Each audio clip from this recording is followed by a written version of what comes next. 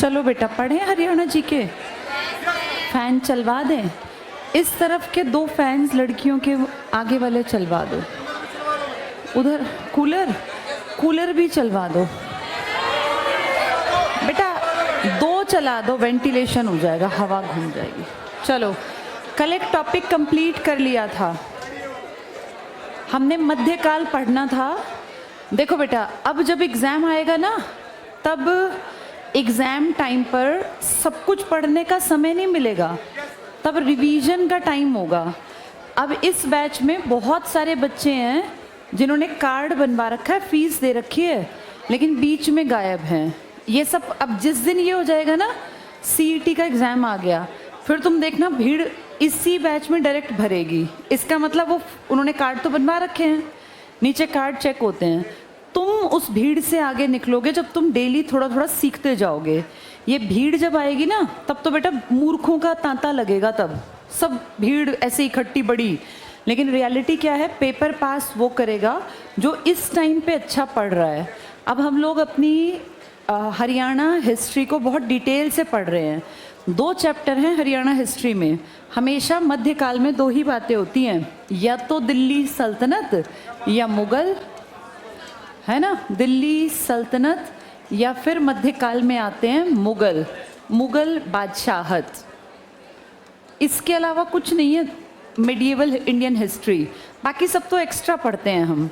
जब हम हरियाणा पढ़ें तो भी हम 2 ही चीज़ें पढ़ेंगे। ये हमने कल पूरा कर लिया था, अगर तुम्हें याद हो। इसमें क्या आता है, ग ख त स ल, म ये स्टार्ट है, म ये है। इसका मतलब इसमें ग ख त स ल। इनमें से तुम अच्छी तरह जानते हो, गुलामों का हरियाणा में बड़ा काम था। ये जो गौरी था, इसी का चेला तो था वो ऐबक, जो हमने नाम नहीं पढ़े थे, वो क्या क्या पढ़ा था, मसूद, मादू, इब्राहिम। तो तुम वही तो पढ़ रहे थे यहाँ के लोकल राजाओं से। अगर बात करें गुलामों में, तो बलबन ने भी यहाँ गोपालगिरी का दुर्ग बनवाया था। मेवात के लोग उसको दुखी करते थे। इल्तुतमिश की बात करें तो इल्तुतमिश को हमने ज़्यादा पंगेबाजी नहीं ली। हमने रज़िया को कभी अपने हरियाणा के जाटों ने और राजपूतों ने हरियाणा इस लेडी को ये कहा, हम इसकी बात क्यों माने। बलबन के सामने हम सीधे रहे। मेवात ने बलबन को थोड़ा सा दुखी किया, जिसके बदले उसने फिर देखो मर्डर्स करवाए थे, जंगल साफ करवाए। खिलजियों के टाइम में हमने ज़्यादा कुछ किया ही नहीं, क्योंकि हमें पता था इनके पास साई सेना है, मार देगा ये। तुगलकों में हमने पहले ने तो काम करवाया, ज़्यादा रहा नहीं। 2nd एमबीटी और 3rd फिरोज। एमबीटी के टाइम में हमने कैथल में हमारे किसानों ने कहा टैक्स क्यों बढ़ाया, इसके खिलाफ विद्रोह हुए। तीसरे के टाइम में याद करो, गोहाना कैसे मंदिर तोड़वाए, हमारी किताबें जलवाई, हमने विद्रोह किया। यानी एक बार कारण था पैसा और एक बार कारण था धर्म। अगर बात करें सैयद की, तो हमें पता ही है कुछ थे ही नहीं ये लोग, इनको तो वो एक लंगड़ा आदमी बना के चला गया, हमसे कोई नहीं। लोदी की बात करें, अफगानीकरण जिसने किया पहला, बहलोल लोदी। हमारे यहाँ ज़्यादा पंगेबाजी हमने नहीं ली। सिकंदर धर्मांध था, धर्म के उसमें अंधा था, उसने कई गड़बड़ियाँ की, हमने विद्रोह भी किए। अगर बात करें सबसे बड़ी लड़ाई, तो हम जानते हैं लोदी वाली ही है, पानीपत की पहली लड़ाई। और इस पहली लड़ाई में कौन मारा गया, लोदी। और फिर अगले वंश की शुरुआत हो गई मुगल की। इनको खत्म करके ही तो मुगल आए थे भाई। मुगलों का पहला आदमी क्या था, वो ट्रिक भादशाह। आज हम अगला चैप्टर पढ़ रहे हैं, बस ये 2 ही चैप्टर हैं मध्यकाल में। पहला हमने कंप्लीट किया, अब ध्यान से सुनो। बाबर, हुमायूं, अकबर, जहांगीर, शाहजहां, औरंगजेब। इसके बाद का टाइम तो पोस्ट कहलाता है, उसकी इंपॉर्टेंस ही नहीं है, पढ़ेंगे फिर भी हम। अब शांति से बस कहानी सुन लो, किताब बहुत आसान दिखेगी। बाबर हम सब जानते हैं इंडिया में पहले भी आया 1519 में, बाजौर, भैरा का किला। लेकिन हमसे कोई लिंक नहीं है। हरियाणा जीके की जब भी बात करेंगे तो इसकी पहली लड़ाई पानीपत की फर्स्ट लड़ाई, जिसे हम कहते हैं 1526 का युद्ध, इब्राहिम लोदी और बाबर। बाबर जीता, इब्राहिम लोदी हारा। हम पे क्या असर हुआ, पानीपत के लोगों ने कोशिश की थी। और जैसे मैंने तुम्हें बताया था एक बार, वो गोविंद राय था, हेमराज था, तेजपाल था, आए याद वो किससे लड़े थे, पृथ्वीराज चौहान के टाइम गौरी। ऐसे ही ना बाबर से भी कुछ लोग डायरेक्ट लड़े, कुछ लोग इनडायरेक्ट लड़े। जैसे बाबर से सामने दिखा इब्राहिम लोदी, लेकिन इस लोदी की हेल्प करने हमारे हरियाणा के भी लोगों ने कहीं कहीं से मदद की थी। कई लोग खुले अपने एरिया में लड़े। जैसे एक आदमी था, हमने नाम भी कल शायद बात की थी, शहीद हसन खां मेवाती। आया याद वो? उसने डायरेक्ट किससे पंगे लिए? बाबर, क्योंकि बाबर उसके घर में घुस रहा था, उसकी प्रॉपर्टी पर कब्जा कर रहा था। तो बाबर की लड़ाई एक तो स्पष्ट हुई इब्राहिम के साथ, और एक हरियाणा में लोकल हिसार की बेल्ट ने उसके खिलाफ काम किया और दक्षिण की बेल्ट ने। बाबर लंबा यहाँ टिका नहीं, ठीक है, एक दो युद्ध वो सारंगवानी वगैरह वाले हैं, कुछ नाम हैं, मैं वो टिक करा दूँ लोकल एरिया के। अगर बात करें हुमायूं की, तो हुमायूं हमारे यहाँ 10 साल टिका। इस 10 साल में भी इसने बहुत बड़ी गलती की, अपनी प्रॉपर्टी को बराबर बांट दिया। इसके भाई नालायक थे, वो गड़बड़ करते रहे। इसका हमसे कोई बहुत ज़्यादा लेन देन है नहीं हुमायूं के टाइम। हाँ, हुमायूं ने हमारे यहाँ की एक मस्जिद बनवा रखी है फतेहाबाद की, नाम ही हुमायूं की मस्जिद है।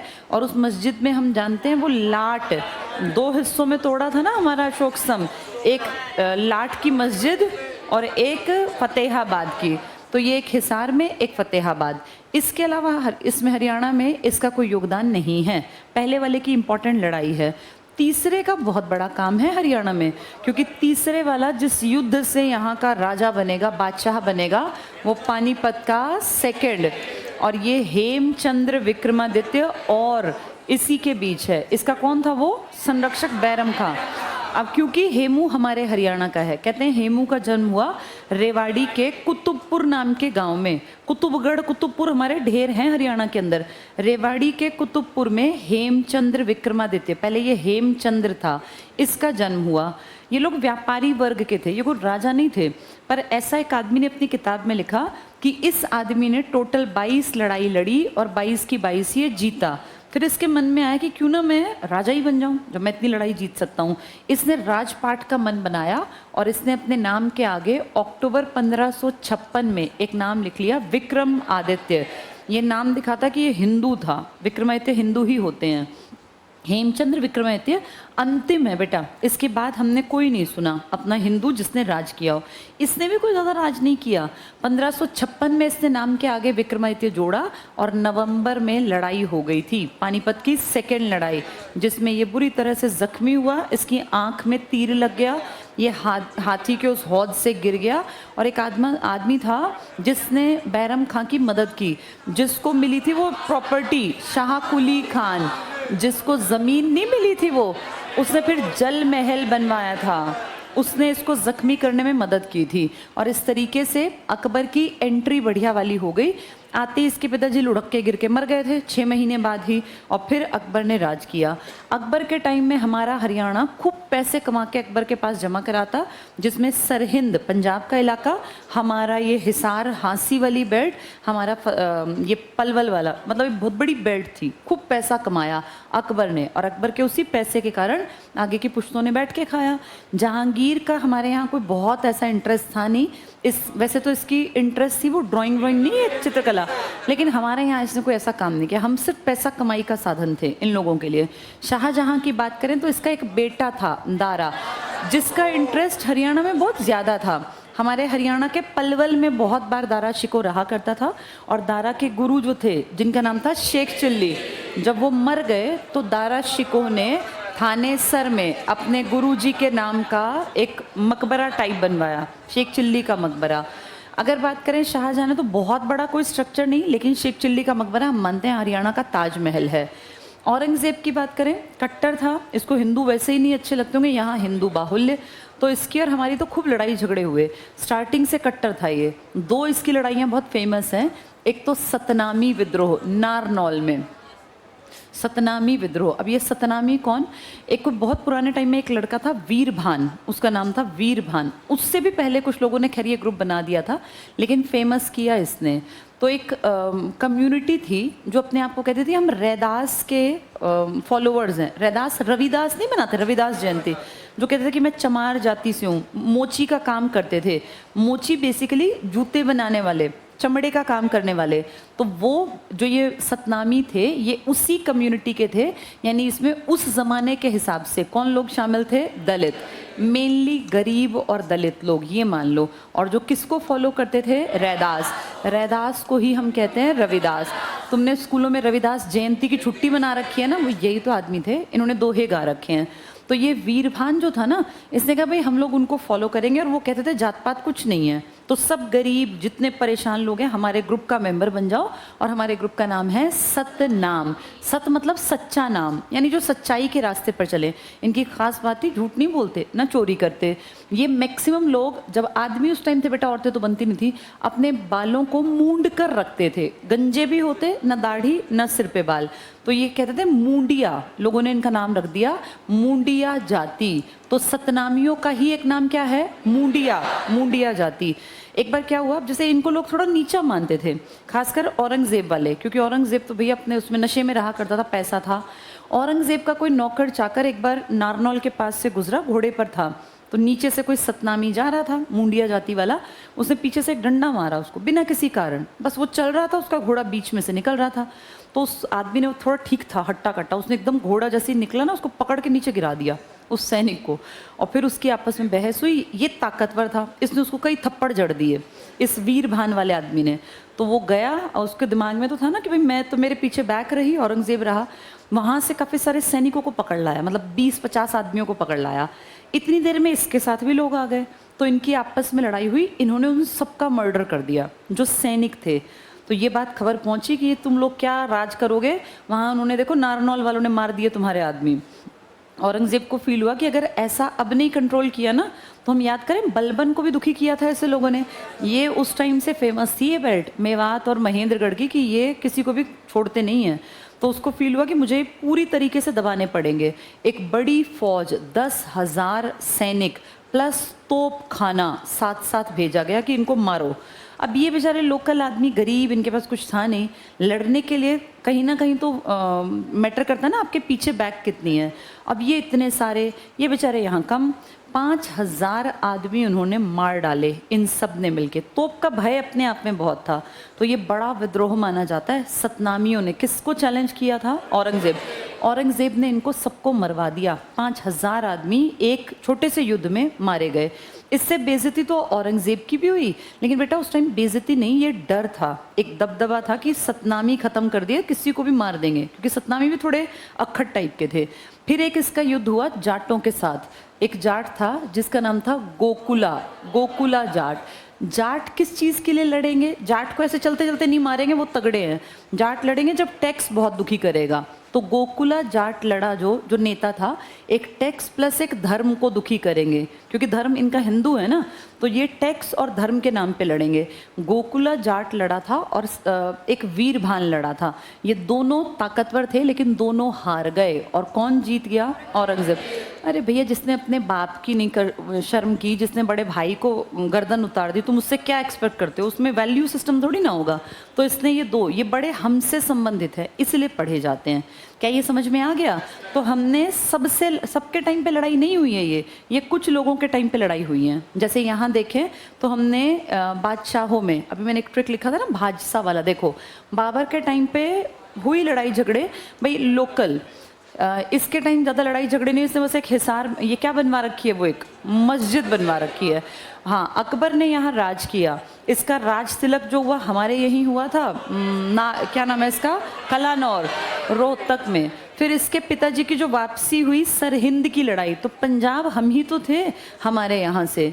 जहांगीर की बात करें, ज़्यादा इंटरेस्ट नहीं इसका भी, लेकिन इसने, इसके बेटे ने कहा पिताजी मेरे टीचर का बनवा दो, वो तो उसने बनवा दिया।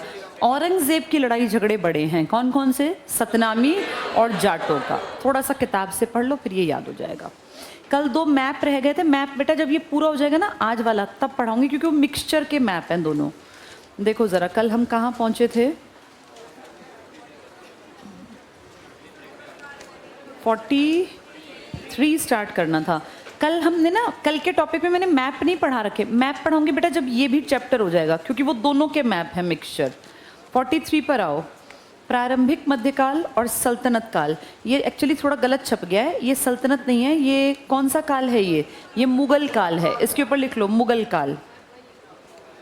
नई में लिखा है? हाँ, नई में ठीक है, हमारी पुरानी वाली में थोड़ा गलत था, मैंने उनको बोला था ठीक कर देना। चलो पहला टिक करो, मुगल साम्राज्य। यहाँ लिखो थानेसर मुगलों का द्वीप कहलाता है।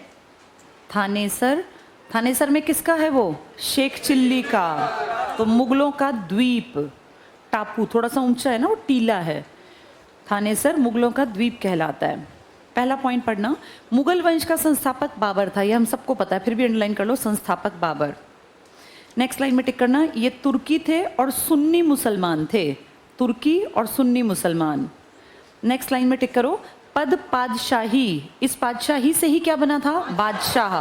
किसने फिर इसका पद खत्म कर दिया था, अंग्रेजों ने। 57 की क्रांति के बाद उसने बादशाह जफर को कहा आज के बाद तुम्हारे घर में कोई बादशाह शब्द का इस्तेमाल ना करे, ये खत्म कर दिया। पद पादशाही, जिसके तहत अंडरलाइन करो शासक को बादशाह कहा जाता था। यहाँ लिख लो अंतिम बादशाह बहादुर शाह जफर, पहला बाबर फिर जफर, अंतिम बादशाह बहादुर शाह जफर, उसी को बहादुर शाह तृतीय भी कह देते हैं, बहादुर शाह थर्ड। नेक्स्ट पढ़ो, चंगेज खान और तैमूर, ये दोनों तो हमने पहले पढ़े हुए हैं। चंगेज खान कब आया था, 1221, तैमूर 1398, लिख लो यहाँ, चंगेज 1221 1221 और तैमूर 1398, ये दिल्ली सल्तनत के टाइम की बातें हैं सारी। आगे पढ़ो, के वंशज और फरगना, ये एरिया का नाम है, अंडरलाइन कर लो, फरगना का शासक बाबर, 1526 हरियाणा पर आक्रमण। नेक्स्ट पढ़ लो, बाबर के आक्रमण के समय तावड़ू परगने का शासक था जलाल खान, टिक कर लो तावड़ू, ये मेवात की बेल्ट का हिस्सा है, गुड़गांव मेवात की बेल्ट का तावड़ू, यहाँ का हेड था कोई जलाल खान। नेक्स्ट टिक करना, 21 अप्रैल 1526 को पानीपत के मैदान में पानीपत का पहला युद्ध हुआ। बाबर द्वारा इब्राहिम लोदी की पराजय के बाद मुगलों ने न केवल हरियाणा बल्कि पूरे हिंदुस्तान पर, टिक कर लो पूरा हिंदुस्तान, पहले सिर्फ दिल्ली सल्तनत थी लोदी के पास, इसके पास पूरा हिंदुस्तान। शब्द क्या लाया ये, पादशाही टर्म, जिससे क्या निकला, बादशाह। ये ज़्यादा बड़े, अमीर और ताकतवर थे। नेक्स्ट चेक करना, पढ़ लो इसको, राज्य में नव विजित प्रदेश को के शासन को व्यवस्थित तरीके से चलाने के लिए अंडरलाइन करना, बाबर ने 4 एरिया बांटे, 4 सरकारें, ज़िले, दिल्ली एक ज़िला, एक हमारा मेवात, एक हमारा हिसार और एक इसका पंजाब का सरहिंद, यानी 2 इलाके हरियाणा के, मेवात और हिसार, एक पंजाब का सरहिंद और एक दिल्ली का। ये 4 साल ही तो टिका था, 4 सालों में इसने बहुत प्रॉपर्टी बना ली। ये तो हमारी बता रहे हैं, हमसे जुड़ी, दिल्ली हमसे जुड़ा, सरहिंद हमसे जुड़ा, मेवात हमारा और ये हांसी हिसार हमारा, तो ये अपनी बेल्ट की बात कर रहे हैं, इसमें ये छा गया। नेक्स्ट पे आ जाओ, बाबर, अंडरलाइन करना, 1526 से 1530। अच्छा, बाबर को किसने इन्वाइट किया कि यहाँ आ जाओ लड़ने के लिए, 2 लोगों ने। एक उस टाइम पे पंजाब का गवर्नर था जो दुखी था इस इब्राहिम लोदी से, और एक इब्राहिम लोदी का चाचा था, घर क्या कहते हैं, घर का भेदी, लंका ढाए, इसका खुद का चाचा था जिसने कहा मैं हम पैसे देंगे और यहाँ आके इसको ख़त्म कर दे, इब्राहिम लोदी को। ये टिक करो पहला पॉइंट। 1525 में लिखा है, 26 बना लो, 26 में बाबर ने हरियाणा में प्रवेश किया। दोनों का नाम लिखो, किस किस ने इसके खिलाफ इसको बुलाया था, लोदी के खिलाफ।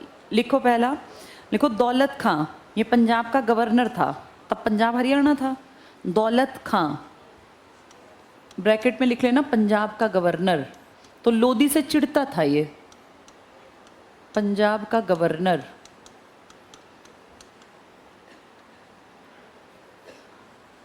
गवर्नर, और दूसरा लिख लो, दूसरे का नाम क्या था, हाँ आसफ खां, ये इसका हाँ चाचा था, आसफ खां, आसफ खान लोदी का चाचा था ये। खान नहीं कहते, पठानों के नाम के आगे खान नहीं लिख देते, तो ये पठान ही तो है, अफगानीकरण तो कर दिया था बहलोल लोदी ने, उसी के रिलेटिव हैं ये, इसका चाचा आसफ खां। ठीक है, चलो आगे पढ़ो अब। तो 1526 में बाबर ने हरियाणा में प्रवेश किया। बाबर ने हिसार रियासत को जीतकर हुमायूं को सौंप दिया। तो इसने हिसार किसको पकड़ा दिया, हुमायूं।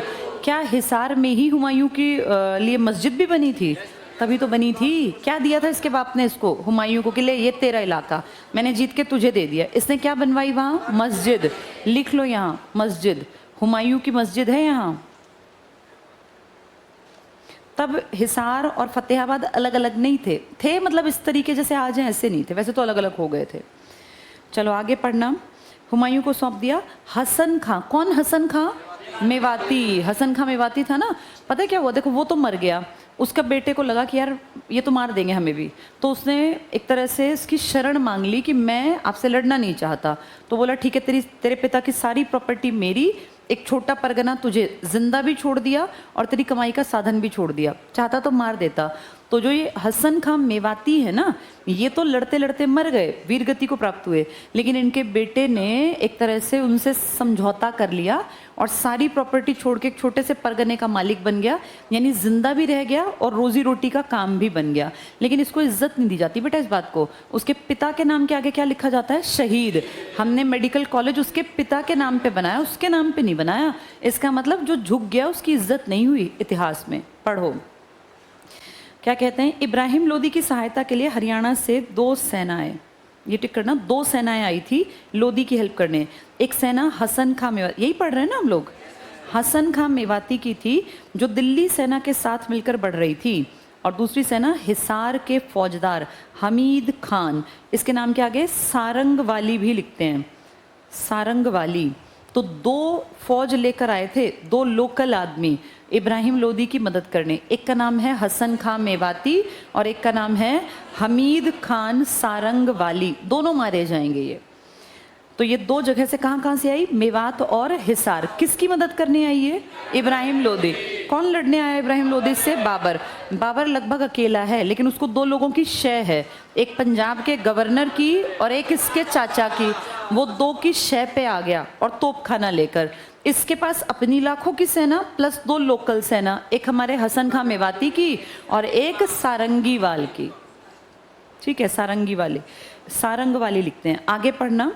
अब इसने क्या किया? हिसार का फौजदार दिल्ली सेना के साथ मिलकर, दूसरी सेना हिसार के हमीद खां सारंग वाली। नेक्स्ट पढ़ो। पानीपत के पहले युद्ध में बाबर ने पहली बार, अंडरलाइन कर लो, तुगलगमा लिखा है, तुलुगमा है ये, तुलुगमा, तुलुगमा। मैंने बताई थी क्या पद्धति है ये। इसमें फौज बहुत सिस्टमैटिक ढंग से छोटी फौज बड़ी फौज पर हावी हो जाती है, तुलुगमा पद्धति। उसमें बड़ी फौज एकदम से चीज़ों को समझ नहीं पाती। ये सब ट्रिक्स होते हैं बेटा। पहले जैसे युद्ध सीधे नहीं, अब तुम और मैं थोड़ी ना युद्ध कर सकते हैं, ये ट्रेंड लोगों के, स्किल्ड, जिनको कि प्रोफेशनली वो ट्रेनिंग दी गई है। तो ये पद्धति का नाम है तुलुगमा युद्ध पद्धति, हमें पता ही नहीं थी। ये टिक कर लो, तुलुगमा। और आगे पढ़ना। तोपखाने का प्रयोग, ये 2 कारण हैं जीत के, तुलुगमा युद्ध पद्धति और तोपखाना। कौन लेकर आया? किन 2 लोगों ने इसकी मदद की? एक पंजाब का गवर्नर था और एक इसका चाचा। 2 लोकल सेनाएं किसके पीछे पीछे गई थी? एक हसन खां मेवाती की और एक हमीद सारंग वाली की। किसकी मदद करने गई? लोदी की, लेकिन दोनों हार गई। आगे पढ़ना। तोपखाने का प्रयोग। उस्ताद अली और मुस्तफ़ा, इसको अली गुली मुस्तफ़ा भी कह देते हैं, 2 आदमी हैं ये, अली और मुस्तफ़ा। ये तोपची हैं, इनको तोप चलाने का बहुत बढ़िया अनुभव था। सही जगह पे वार कब करना है, लोग कहाँ भागेंगे, पहले से आइडिया। तो अली और मुस्तफ़ा तोपची, इनकी वजह से जीता ये। टिक कर लो, अली मुस्तफ़ा। बाबर के 2 प्रसिद्ध निशानेबाज थे जिसने पानीपत के प्रथम युद्ध में भाग लिया। तो 2 आदमी इसके पास खास थे, अली और मुस्तफ़ा। इसके पास 2 लोगों की शय थी, पंजाब के गवर्नर की और इसके इब्राहिम लोदी के चाचा की। इब्राहिम लोदी के पास थी 2 सेनाएं लोकल, एक अपनी प्लस हमारी हसन खां मेवाती और हमीद नाम था ना इसका, सारंग वाली, लेकिन ये हारेंगे। नेक्स्ट पढ़ना, सिर्फ पढ़ लो इसको। तारीख़ शाही के लेखक के अनुसार पानीपत के पहले युद्ध में विजय के बाद, ये टिक कर लो, 7 दिन पानीपत में ठहरा। तो पानीपत की जनता ने साथ दिया होता तो मार डालते 7 दिन में, लेकिन पानीपत की जनता किससे चिढ़ती थी? इब्राहिम लोदी से। इसलिए कहते हैं जनता के साथ चलना चाहिए। नेक्स्ट टिक करो। 21 नवंबर 1526 बाबर ने हिसार फिरोजा, क्या ये पहले से बसे हुए नगर थे? हिसार और फिरोजा, याद करो, फतेहा, ये हिसार फिरोजा तो खैर अपनी इसकी बात करें, फतेहाबाद और हिसार हमें याद है ना, 1351 1354। ठीक है, ये टिक करो। हिसार फिरोजा के आसपास, हमारे लिए मेनली हिसार, अफगान नेता हमीद खान सारंग वानी, अभी ऊपर नाम आया था इसका, ये लोकल हेल्प करने चल पड़ा आदमी। ये लिखा है देखो, अफगान नेता। अफगान नेता है तो किसकी मदद करेगा? जो अफगान का है। बहलोल लोदी किसके परिवार? अफगानी थे ना, यानी लोदी वंश अफगानियों का है। तो लोकल जो अफगान है वो कहेगा चल यार तू और मैं एक है, ये मुगल बाहर के, मैं मदद करूंगा। तो ये टिक कर लो, हमीद खान सारंगवानी, ऊपर तुमने इसका नाम पूरा लिखा था, कि विद्रोह को दबाने के लिए कुछ नहीं हुआ, लेकिन ये हार गया बाद में। नेक्स्ट टिक करना, बाबर के खिलाफ मेवात में हसन खां मेवाती समस्त अशांति और विद्रोह का नेता। तो दो लोकल हो गए, एक हसन खां मेवाती और एक हमीद खान सारंगवाली। ये हमीद खान क्या है? अफगान। किसकी मदद करेगा? लोदी की। नेक्स्ट टिक करो, हसन खां मेवाती ने हजारों मेवातियों के साथ भयंकर युद्ध किया। बाबर की इस युद्ध में विजय हुई। हसन खान उसके साथ ही लड़ते हुए वीरगति को प्राप्त हुए। इसलिए हम इसके नाम के आगे क्या लिखते हैं? शहीद। इसी कारण, क्योंकि ये लड़ते लड़ते मारा गया। लेकिन इसके लड़के ने क्या किया? इसके लड़के ने हाथ जोड़ लिए, उसमें एक तो जिंदा रह गया प्लस एक परगना, बाकी सारी प्रॉपर्टी छीन ली। नेक्स्ट चेक करना, बाबर के शासन के अंतिम दिनों में, अंडरलाइन करो, कैथल में भयानक विद्रोह। क्या कैथल में एमबीटी के टाइम विद्रोह हुआ था? किसानों ने किया था वहीं पर, जिनके नेता टिक करो मोहन सिंह मंढार लिख लो, मोहन सिंह मंढार, इन्होंने विद्रोह किया, परंतु इनको बाबर ने हरा दिया। ये भी हमारा लोकल है। इसका मतलब 3 लोकल आदमी बाबर से लड़े, 2 तो सेना लेके पहुंचे, एक हसन खां मेवाती, एक हमीद खान सारंगवानी। किसकी मदद करने गए? दोनों मारे गए, लेकिन एक बाद में लोकल आदमी लड़ा हमारा बाबर से, जब उसका अंत समय था। कौन था वो? मोहन सिंह मंढार। ये कैथल का विद्रोही नेता था और बहुत ताकत से लड़ा ये। आगे टिक करना, परंतु इनको बाबर ने हरा दिया और शवों की मीनार सी चुनवा दी पूरी। ऐसा तुम्हें याद है? पहले भी हमने पढ़ा था। उसने क्या किया था? उसने भी ऐसे गर्दन काट काट के मीनार बनवाई थी ना। हाँ, उसने फिर क्या कहा था कि भैया क्या शब्द इस्तेमाल किया था? गाजी, काफिरों का वध करने वाला, ऐसा ही था ये। टिक कर लो। तो बाबर ने शवों की मीनार सी चुनवा दी। बाबर के समय में 4 प्रांत थे जिनसे पैसा आता था, दिल्ली, हिसार, मेवात और सरहिंद। ठीक है, तो लोदी की मदद करने वाले 2 लोकल लीडर, हमीद खां सारंगवानी प्लस हसन खां मेवाती, और एक लोकल आदमी जिसने उसको अंतिम समय दुखी किया, मोहन सिंह मंढार। इन दोनों का नाम रिस्पेक्ट के साथ, एक तो शहीद हसन खां वाला, एक मोहन सिंह मंढार। सेकेंड हाफ में देखो अब क्या हुआ। बाबर की मृत्यु 1530 में हो गई। बाबर की मृत्यु के बाद हुमायूं दिल्ली का शासक बना। उसने मेवात, टिक कर लो, अपनी प्रॉपर्टी का बंटवारा करेगा। गलती है इसकी ये, इसके भाई निकम्मे थे, इसको उनको दूर रखना चाहिए था, लेकिन इसने बराबरी, देखो लिखा क्या है। उसने मेवात की सरकार अपने भाई हिंदाल को, जहाँ से पैसा आता था, किसको पकड़ा दी? हिंदाल। अब हिंदाल इसी के खिलाफ काम करेगा। टिक करना, हिसार और सरहिंद दे दिए कामरान को। तो हिसार से कितना पैसा आता होगा, और सरहिंद पंजाब कितना पैसा, ये सब किसको दे दिए? कामरान। ये दोनों उस पैसे का मिसयूज करेंगे, हथियार खरीदेंगे अपने भाई को मारने के लिए, जबकि वो बेचारा चारों तरफ से ऑलरेडी, क्योंकि वो तो वहाँ बिहार वाले किससे लड़ रहा है? शेरशाह सूरी से, वो भी तो लड़ेगा ना वहाँ। नेक्स्ट पे आ जाओ। फतेहाबाद की मस्जिद का निर्माण हुमायूं ने करवाया। इंपॉर्टेंट लिख लो, क्या है यहाँ पर फतेहाबाद की मस्जिद में? हाँ, वो लाट है। क्या लाट की मस्जिद और भी है? 2 है मस्जिद, दोनों के सामने वो पिलर लगा हुआ है। किस चीज़ से बना हुआ है वो अशोक स्तंभ का जो बालू का पत्थर था ना, उसी से बना हुआ है। चलो नेक्स्ट पढ़ना, शेरशाह सूरी। बताओ शेरशाह सूरी के दादा का नाम क्या था? तुम्हें पता है? इब्राहिम खान सूरी। इसने सबसे पहले एक स्टेप लिया था। इब्राहिम खान सूरी हमारे हांसी हिसार की बेल्ट में आया और यहाँ का जो हेड था ना, जिसके पास प्रॉपर्टी थी, इसके पास काम कर लिया। ये इसके काम से इतना खुश हुआ, इसने कहा ले भाई तू ये 40 घोड़े ले जा या 50 घोड़े ले जा, वहाँ का एरिया मेरा है, मैंने तुझे एक तरह से दान दिया, खुश हो के तू वहीं रह, वहीं काम कर। तो इसके दादा एक छोटी सी प्रॉपर्टी जो किसके पास थी, नारनौल, इसकी ज़मीन के मालिक बन गए। लेकिन अभी कोई बड़े राजा नहीं है। इनका बेटा हुआ, इनके बेटे ने फिर आगे जाके इन्होंने कहा तू ना बड़े के पास चला जा, जो वो अफगानियों को नहीं अपने यहाँ रखता था। कौन था वो? बहलोल लोधी। तो इन्होंने अपने बेटे को कहा कि लोधी के घर चला जा, वहाँ बहुत बढ़िया जो काम करते हैं उनको आगे बढ़ा देता है वो। तो उनके बेटे ने वहाँ जाके यमुनानगर की प्रॉपर्टी उसको मिल गई। तो ये 2 प्रॉपर्टी, इनको पैसा आता है प्रॉपर्टी में से, नारनौल की तरफ का पैसा, यमुनानगर किसके घर जाने लग गया? इब्राहिम खान सूरी। फिर इसकी तीसरे वंश में हुआ जिसका नाम है शेरशाह सूरी। तो ये अफगान ही तो था, शेरशाह सूरी। बाद में इसको सारी प्रॉपर्टी, पैसा मिल गया, लेकिन इसकी बहुत कोई मंशा नहीं थी कि मैं बड़ा राजा बनूं। वो तो बार बार इसको दुखी करता था। कौन? हुमायूं। हुमायूं इसके खिलाफ 2 युद्धों में गया, एक चौसा बिहार और एक बेलग्राम। फाइनली आदमी वो ना भाई क्या ना करे, अब मरना पड़ेगा तो ये लड़ना पड़ेगा। ये लड़ने आया और ये इतना ताकतवर था इसे खुद भी नहीं पता था। इसने किसको हरा दिया? हुमायूं। और हुमायूं को देश छोड़ के भागना पड़ गया। फिर इस प्रॉपर्टी का मालिक कौन बन गया? शेरशाह सूरी। लेकिन इसके बच्चे कम काबिल थे, 15 ही साल में इनका सारा बोरिया बिस्तर सिमट गया। 40 में आया था ये और 55 में वापस आ गए। फिर वो सरहिंद की लड़ाई से पढ़ के देखो, शेरशाह सूरी 1540 से 45। ये तो 5 साल बाद वो नहीं एक आग्नेय अस्त्र इसके ऊपर गिर गया और ये जल के मर गया। चलो पढ़ो। कौन सी? लाटकी। एक तो है जो ये गुजरी महल है ना, इसके अंदर एक हिसार में, एक फतेहाबाद में, दोनों अलग अलग हैं। एक ही है, मतलब चीज़ एक ही थी, 2 हिस्सों में बांट दी। जो हुमायूं की मस्जिद है ना, ये उसी का टुकड़ा है जो पहले अंबाला में था। आज का तो खैर वो अंबाला नहीं है, अब क्या है वो? अब तो यमुना नगर पड़ता है। अंबाला में वो बड़ी सी एक स्तंभ था, उसके 2 हिस्से करके 2 जिलों में लगे हुए हैं, एक हिसार में, एक फतेहाबाद में।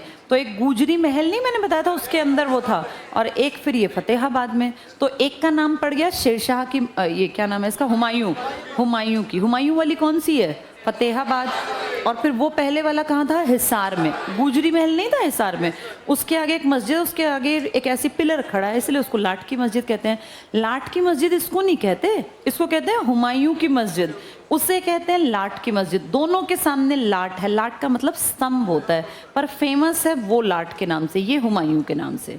तो हुमायूं की मस्जिद कहाँ है? फतेहाबाद। और लाट की मस्जिद हिसार। दोनों एक ही के 2 टुकड़े हैं ये। चलो शेरशाह सूरी पढ़ो।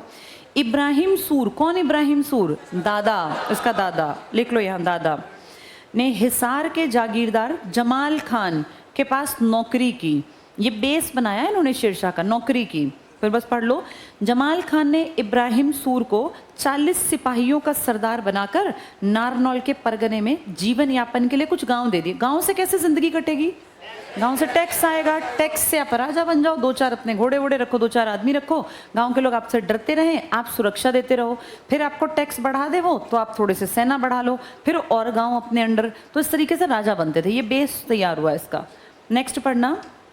शेरशाह ने हरियाणा क्षेत्र को पहले की तरह 4 सरकारों में बांटा, दिल्ली, मेवात, हिसार और सरहिंद। सेम सरकारें किसने की थी? बाबर ने, लिख लो बाबर।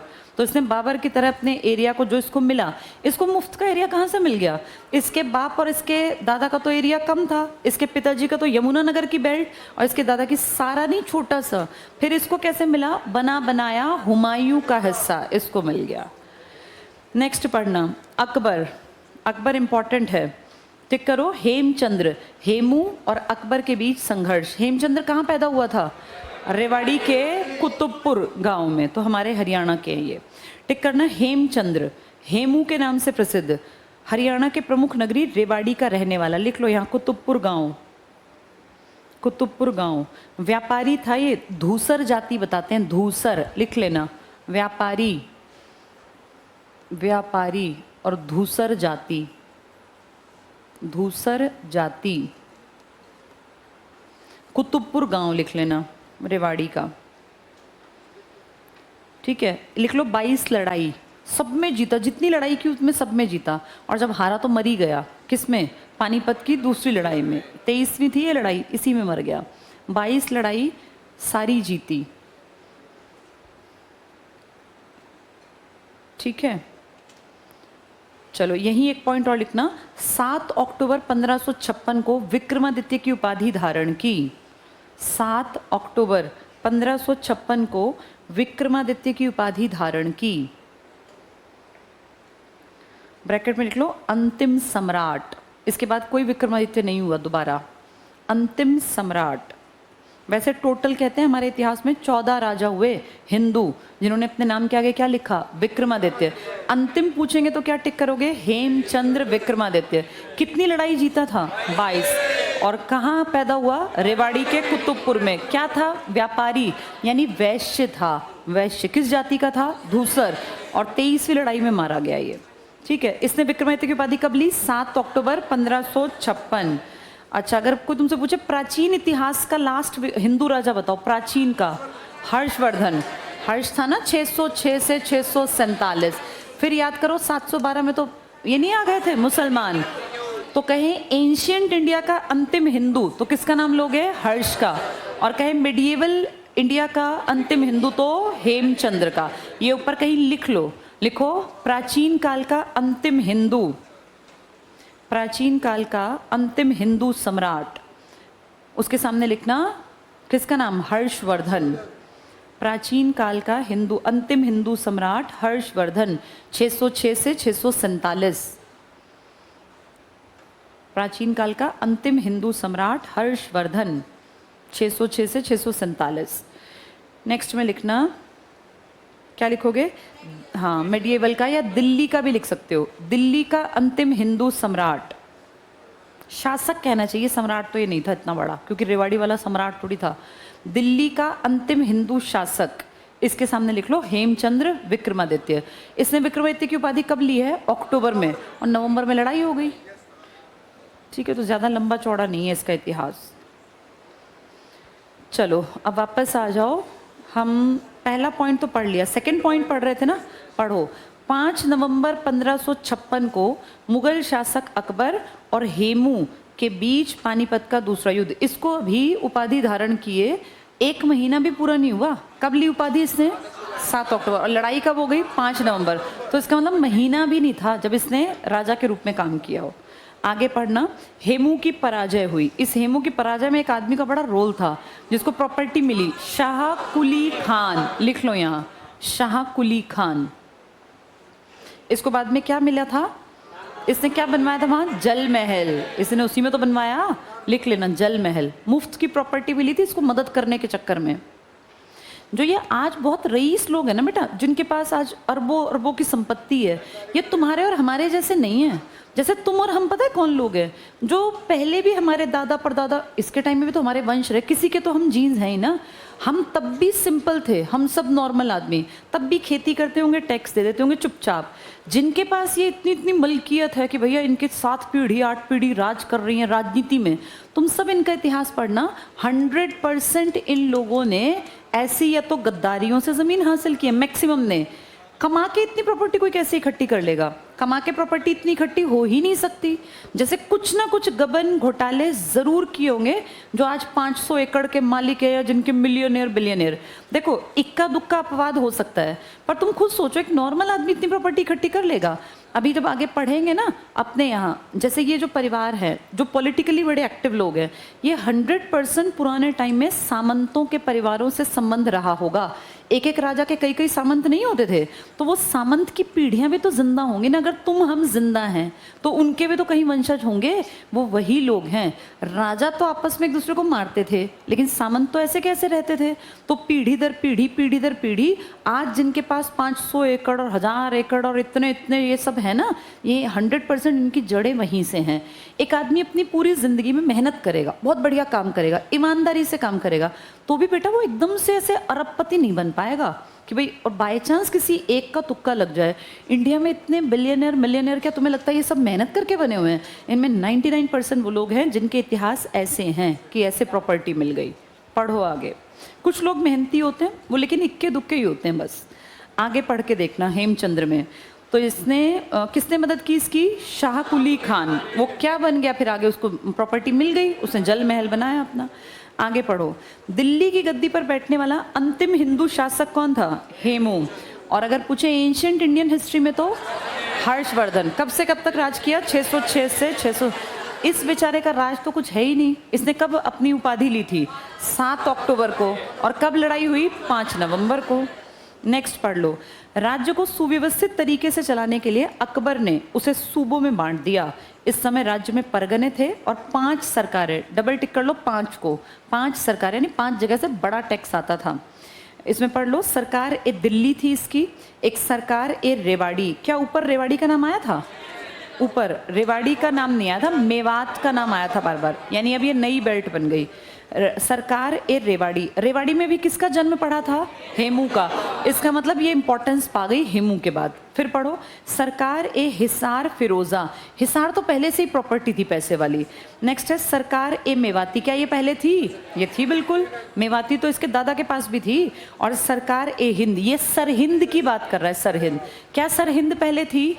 दिल्ली थी, मेवात थी और हमारी हांसी हिसार। नई क्या बन गई? रेवाड़ी। अकबर को रेवाड़ी के बारे में ज्यादा कैसे पता चला? क्योंकि हेमचंद। तो पूछेंगे सरकार ए रेवाड़ी किसके समय में गठित हुई? तो अकबर। इसने सूबों में डिवाइड कर दिया और 5 मेन सरकारें बना ली। आगे पढ़ो, जहांगीर के कोषाधिकारी थे शेख फरीद ने फरीदाबाद शहर की स्थापना की। टिक कर लो ये। जहांगीर का कोई कोष का ध्यान रखता होगा, उसका नाम था शेख फरीद, उसने हमारा शहर बसा दिया। कौन सा? फरीदाबाद। लेकिन हमने ये जिला बनाया 12वें नंबर पर, लिख लो यहाँ, हरियाणा का 12वां जिला। कब बनाया? 1979 में, वो जिले के रूप में 1979 12वां जिला बसा दिया था। कभी शेख फरीद नाम के आदमी ने। किसका आदमी था वो? जहांगीर का कोष का ध्यान रखने वाला अधिकारी। शाहजहां पर आ जाओ। शाहजहां के बेटे को बड़ा इंटरेस्ट था, कहाँ पर? हमारे पलवल में बहुत रहा करता था। और उसने अपने गुरुजी के लिए क्या बनवाया? शेख चिल्ली का मकबरा 1650 में। पहला टिक करो।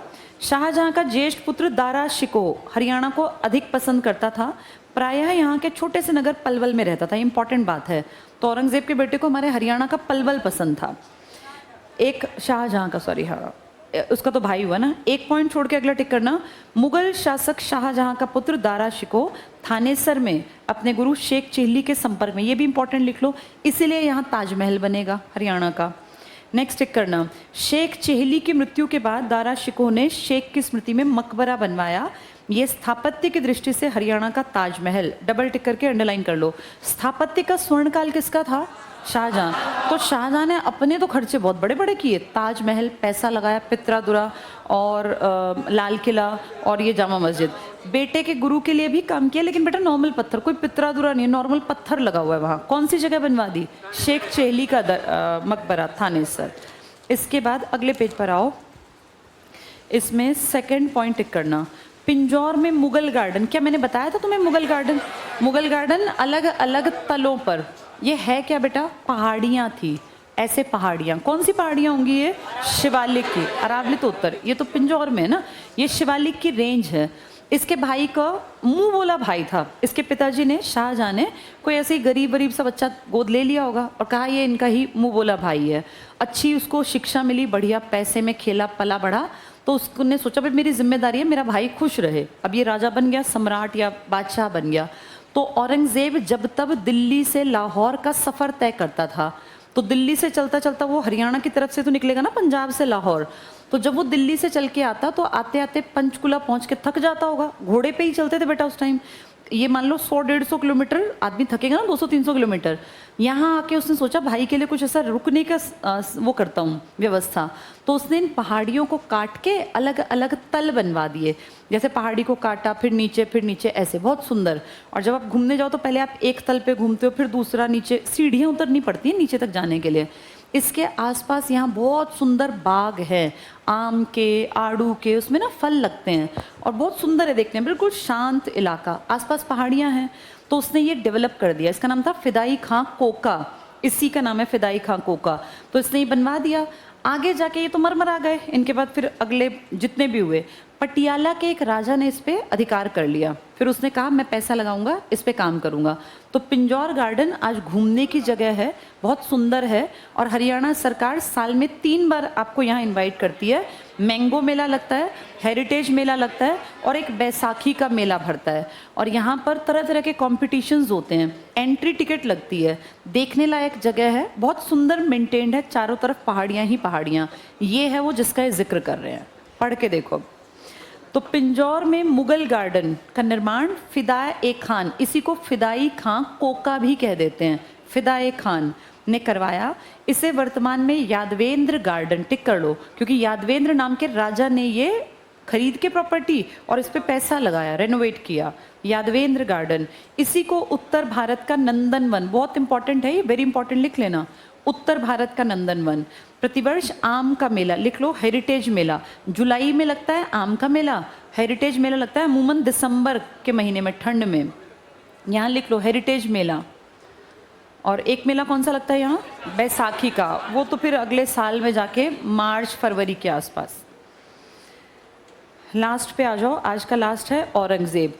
अब ध्यान से एक छोटी सी कहानी सुन लो, ये टॉपिक बहुत आसान हो जाएगा। 3 आदमी हैं बेटा हमारे लोकल। एक का नाम है राव नंदराम। ये राव जो आज इंद्रजीत सिंह और इनके ये जो है ना फेमस MP MLA, ये सब इनके परिवार की शुरुआत थी, राव नंदराम। एक आदमी है हाथी सिंह बड़गूजर और एक आदमी है सांवलिया मेव। मेव है तो क्या होगा, मेवात का। और मेव की खास बात क्या थी, सबकी नाक में दम रखते थे ये। जैसे इन्होंने किसको दुखी किया पहले, बलबन को। बलबन ने गोपालगिरी का दुर्ग बनवाया, तो ये लगातार दुखी कर रहा था सांवलिया मेव। किसको, इस औरंगज़ेब को। ये भी तो मुस्लिम है ना, औरंगज़ेब भी मुस्लिम है, ये भी कट्टर वो भी कट्टर, तो आपस में 36 का आंकड़ा था। ये उसकी नाक में दम रखता, बहुत दुखी था। इतनी बड़ी फौज, सेना, बाप दादा का बड़ा नाम, लेकिन ये काबू में नहीं आ रहा था। अब ये लोकल था, कहीं भाग के घुस जाता, मिलता ही नहीं। तो इसने, औरंगज़ेब ने अपनी बुद्धि लगाई कि इसको पकड़वाने में लोकल आदमी मेरी मदद करेगा। उसने 3 आदमी, एक तो ये, एक नाम बताया मैंने हाथी सिंह बड़गूजर, लोकल लीडर थे ये, बड़गूजर। और एक आदमी का नाम बताया राव, ये राव जो आज हैं नंदराम। उसने बहुत चालाकी चली इन तीनों को ठिकाने लगाने के लिए, औरंगज़ेब। अब औरंगज़ेब का जो ज़्यादा दुखी करने वाला आदमी था वो था मेव। तो इसने राव नंदराम से एक डील की और कहा कि भाई या तो मार दिए जाओगे या हमारी बात को मान लो। हर आदमी भाई मरने से डरेगा, कौन मरेगा। इसको इसने कहा कि तेरी ड्यूटी है, इसको तू पकड़वा, कैसे कुछ भी कर। तो राव नंदराम के इसके साथ ठीक ठाक से रिश्ते थे। इसने उसको अपने घर इनवाइट कर लिया कि हाथी सिंह बड़गूजर तुम हमारे घर आओ, बैठ के बातचीत करनी है। ये बेचारा इस पर विश्वास करके आ गया। जब ये यहाँ आ गया तो इसने पीछे से औरंगज़ेब की सेना को बुला लिया। अब राव की शय पर ही तो कहीं ना कहीं ये काम हुआ ना भाई, चाहे वो कुछ भी रहा हो, लालच रहा हो। ये पकड़ा गया हाथी सिंह बड़गूजर, जबकि इसने कोई गलती भी नहीं की अभी तो ऐसा सच बड़ी। तो उसने इसका इस्तेमाल, इसको छोड़ दिया। फिर ये बोला मुझे क्या फ़ायदा हुआ भाई, मेरी तो जान का दुश्मन बन गया। तो बोला तुझे प्रॉपर्टी मिलेगी, ये पूरी बेल्ट जो रेवाड़ी के आसपास की ना खाली पड़ी थी, ये इनको दे दी कि यहाँ से जितना पैसा आए तेरा, यहाँ से जितना टैक्स आए सब तेरा, मैं छोड़ दूंगा। तो सोचो रेवाड़ी की प्रॉपर्टी के मालिक बन गए ये। और पुश्तैनी आज तक उस पूरी जगह पर राव का चलता है सिक्का ना। तो ये राव जो खानदान है ये तब से आगे आ गए थे, किसके टाइम से। अब तुम्हारे मेरे दादा को तो किसी ने ऐसे पकड़ा नहीं ना, हमें किसी ने कहा कि तुम प्रॉपर, तो हम यहाँ देखो तुम पढ़ रहे हो, मैं पढ़ा रही हूँ, क्योंकि हम लोग मेहनती हैं बेटा। हम तब भी ऐसी मेहनत, इनके अंडर ही हम लोग, हमारे पूर्वजों ने मेहनत की होगी। इनकी तो बन गई ना प्रॉपर्टी। इन्होंने क्या किया, हाथी सिंह बड़गूजर पकड़वा दिया, प्रॉपर्टी के मालिक। आज कितने साल बीत गए औरंगज़ेब को मरे, आज भी तो राव खानदान अमीर है। राव अरबपति जो इतने पैसे वाले लोग हैं, तो कहाँ से पैसा आया। ये बैक पे काम करते हैं बेटा, नॉर्मल आदमी थोड़ी इतनी मेहनत ऐसी कर ही नहीं सकता काम। अब कौन पकड़ा गया था, हाथी सिंह। हाथी सिंह क्यों मरेगा, तो हाथी सिंह ने कहा कि ठीक है मुझे कैसे छोड़ोगे, बोले इसको मार दे। देखो अपने कैसे रास्ते से कांटे हटवा रहा है। अब हाथी सिंह बड़गूजर ने अपनी जान बचाने के लिए कोई भी करेगा, इसने सांवलिया मेव को मार डाला। इसका असली दुश्मन कौन था, वो कहते हैं ना सांप भी मर जाए और लाठी भी ना टूटे। इसने तो मारा भी नहीं, मरवाया किससे, हाथी सिंह से। अब हाथी सिंह को इसने कहा, हाथी सिंह ने कहा भाई मैंने मार दिया, अब बोला कुछ परगने दे दूंगा, वहाँ रह के करो आराम, अपना अपना खाओ पियो। इसको कुछ परगने दे दिए, इसको बड़ी प्रॉपर्टी दी, जबकि काम इसने कम किया। जो सबसे ज़्यादा ताकतवर था वो दोस्ती में और विश्वास में मारा गया, क्योंकि उसको तो था ही नहीं कि मेरे लोग मुझे मार देंगे ऐसे, मेरे इलाके के। ये तो इसको दुश्मन समझता था ना। इसने अपना ऐसी चाल चली जो इसकी समझ में ही नहीं आई, और सांवलिया मेव रास्ते से साफ हो गया। ये और ये बैठ के खा रहे थे फिर आगे तक। ऐसे प्रॉपर्टीज बड़ी बनती हैं बेटा। देखो आगे, औरंगजेब लास्ट है ये आज का। पहला पॉइंट पढ़ो, सांवलिया मेव, टिक कर लो, सांवलिया मेव पहला व्यक्ति था जिसने औरंगजेब को परेशान कर दिया था। सोचो औरंगजेब की नाक में दम कर दिया, पकड़ा फिर भी नहीं गया। इसने थोड़ी मारा, इसने तो इसको चाल से, अपनी चाल चली तब मारा। ये आगे पढ़ना, औरंगजेब का विरोध करने वाला दूसरा ऐसा व्यक्ति, टिक करो, हाथी सिंह बड़गूजर, जो देहना गांव का था। आज उसे बादशाहपुर कहते हैं, बड़ी सीट है ये बादशाहपुर गुड़गांव की, यहीं पे था हाथी सिंह बड़गूजर। तो जैसे आज ज़्यादा जनसंख्या है, तब भी तो आबादी ज़्यादा होगी, वहाँ की प्रॉपर्टी दे दी कि भाई तू यहाँ पे काम कर ले। नेक्स्ट टिक करना, रेवाड़ी के पास गढ़ी बेलनी गांव है, बोलनी लिखा है, गढ़ी बेलनी गांव। इसकी सरकार राव नंदराम ने इसके सरकार राव नंदराम ने हाथी सिंह बड़गुजर को पकड़कर औरंगजेब के हवाले कर दिया। अब ये गढ़ बेलनी गांव रेवाड़ी का था, रेवाड़ी में ही तो राव हैं, यानी एक छोटे से गांव के एरिया का एक आदमी था जिसका नाम था राव नंदराम। तब सब छोटे छोटे थे। इसने क्या किया, इसने पकड़ के हाथी सिंह बड़गुजर को किसको सौंप दिया, औरंगजेब। औरंगजेब ने इसी चक्कर में उसको पूरी रेवाड़ी की बेल्ट दे दी कि यहाँ का सारा पैसा तेरा। ये टिक कर लो। औरंगजेब ने रेवाड़ी के आसपास की संपूर्ण क्षेत्र की चौधराहट नंदराम को सौंप दी। चौधरी आदमी क्या इकट्ठा करेगा, टैक्स। तो इनकी तब से इनकी पीढ़ियां कितना ज्यादा पैसा कमा रही हैं। और बेटा पता है एक सच्चाई क्या है, पैसा ही पैसे को खींचता है। जैसे एक आदमी एक लिमिट पे पैसा कमा गया ना, उसके बाद उसका पैसे से अपने आप काम बढ़ता जाता है। नॉर्मल आदमी क्या है, रोजी रोटी कमाता है, एक पीढ़ी फिर अगली फिर अगली। जैसे नॉर्मल आदमी मेहनत करके भी ना, ऐसे हम उतना काम थोड़ी ना कर सकता है कोई भी नॉर्मल आदमी। हम मेहनत करके भी एक स्टेज तक पहुंचेंगे, ये बिना मेहनत के स्टेज क्रॉस करते जा रहे हैं। तो ये देखो बैक पे काम चल रहा है। आगे पढ़ना, संपूर्ण क्षेत्र चौधराहट दे दी इसको। यहीं से रेवाड़ी के प्रसिद्ध राव राज्य की नींव पड़ी। टिक कर लो। आज पॉलिटिक्स में है राव, तो ये कहाँ से आए, यहाँ से, औरंगजेब के टाइम। तुम्हारे घर में कौन था, मेरे घर में हमें नाम भी नहीं पता कौन था उस टाइम। इनके बाप दादा परदादा सबके बारे में पता है, क्योंकि तब से इनका इतिहास लिखा जा रहा है। नेक्स्ट पढ़ना, हाथी सिंह ने औरंगजेब के द्वारा रिहाई की शर्तों के अनुसार रिहा होते ही सांवलिया मेव का कत्ल कर दिया। तो सांवलिया मेव जो किसको परेशान कर रहा था, औरंगजेब, किससे मरवा दिया, हाथी सिंह। हाथी सिंह किससे पकड़वाया, नंदराम से, और नंदराम को दे दी चौधराहट कि तू यहाँ का हेड है। आगे पढ़ना, इससे प्रसन्न होकर औरंगजेब ने हाथी सिंह को घासेड़ा के 11 गांव की जागीर सौंप दी। तो जिसने मर्डर किया उसको दे दिए 11 गांव, ये तेरे, यहाँ का मालिक तू। और जिसने पकड़वाया था हाथी सिंह को, उसको दे दिया रेवाड़ी की सारी भूमि। नेक्स्ट टिक करना, 1672 में अहीरवाल क्षेत्र के नारनौल नगर में सतनामियों ने औरंगजेब के खिलाफ विद्रोह किया। जो मैंने बताया था मुंडिया वाले, वो यही हैं। कल मैं इसको थोड़ा लिखवा भी दूंगी, आज तो टाइम लगेगा ज़्यादा। अगला कर लो, औरंगजेब के काल में नारनौल में सतनामी विद्रोह हुआ। वेरी वेरी इंपॉर्टेंट है ये सतनामी विद्रोह। कल मैं इसको 2-4 पॉइंट्स में साइड में लिखवा दूंगी। नेक्स्ट टिक कर लो, जाट विद्रोह का मुख्य केंद्र सौंधी और सिनसिनी थे। कल इन दोनों को पढ़ेंगे, फिर बस पढ़ लेंगे, उसके बाद तो ये खत्म ही हो जाएगा।